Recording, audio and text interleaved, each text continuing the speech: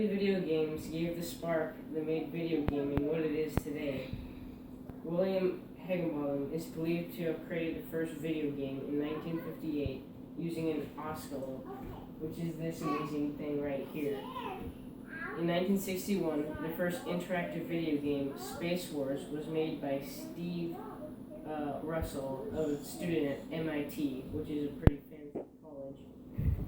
And Computer Space was the first arcade game, and as you can see, it was like a very rough version. And this one was created by Nolan Bushnell and Ted Dabney, the future founders of Atari, if you know who that is. In 1972, the first home video game system, the Odyssey, was released, which is this thing. And if you compare it to like today's consoles, it's pretty like small. But video gaming took a long time to get its feet on the ground. But it faced a harder task when it came to making its transition into 3D.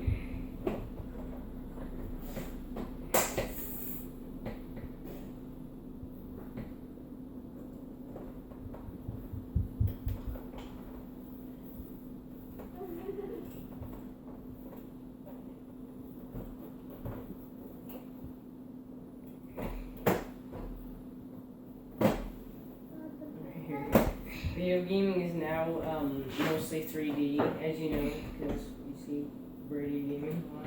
But it wasn't that way in the beginning of video gaming. The first widely recognized 3D video game demo was called Battlezone, and was created in 1980 and used vector graphics. The player in this game would play as a tank on a large map, and back in its day, it was so realistic that the U.S. Army used to train tank gunners with it. Even though the graphics, like by today's standards, weren't very good. The first actual 3D game that wasn't a demo, Driller, used a brand new gaming engine called Freescape. This engine could render 3D objects, but they were like super blocky in the frame rate. How often a new screen replaces an old one. It wasn't great, even like when it came out, which probably wouldn't be very much. Many more games were released using the Freescape console. A few examples being Castle Master and a 3D construction kit, nothing fancy.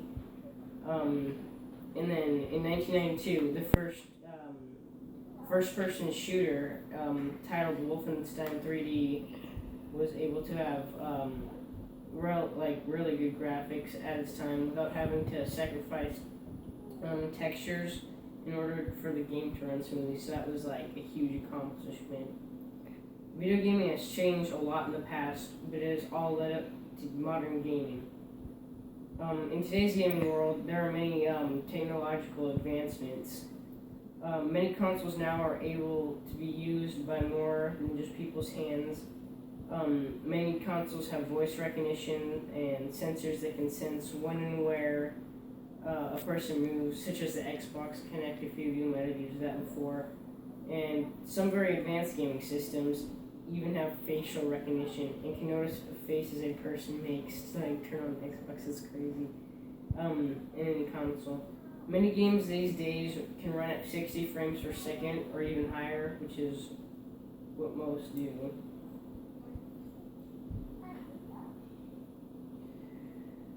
And you can do this while still holding 1080p resolution.